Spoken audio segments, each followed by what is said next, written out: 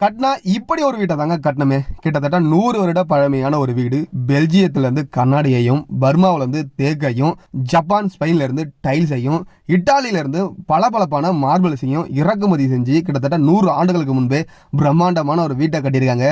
இதை வீடுலாம் சொல்லக்கூடாதுங்க, ஒரு பெரிய அரண்மனை அப்படின்னு தான் சொல்லணும். இந்த அரண்மனை எங்க இருக்கு அப்படின்னு கேட்டீங்கன்னா, சிவகங்கை மாவட்டம் காரைக்குடிக்கு அருகாமையில ஆத்தங்குடி அப்படின்ற ஒரு இடத்துல இருக்கு. இந்த இடத்த ஆத்தங்குடி பேலஸ் அப்படின்னு சொல்லி தான் அழைப்பாங்களே. பிரம்மாண்டம், அவ்வளோ பிரம்மாண்டமான ஒரு வீடுங்க. ஒவ்வொரு நாடுகள்ல இருந்து ஒவ்வொரு பொருளை இம்போர்ட் செஞ்சு இந்த வீட்டை பிரம்மாண்டமா கட்டியிருக்காங்க.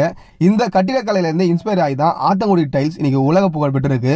இந்த வீடுகள்லாம் பாத்தீங்கன்னா செட்டிநாடு கட்டிடக்கலைக்கு ஒரு மிகச்சிறந்த எடுத்துக்காட்டா இருக்கு. 100 ஆண்டுகளுக்கு முன்பே செங்கல் சுதையை கொண்டே ஒரு பிரம்மாண்டமான தரமான வீட்டை கட்டியிருக்காங்க.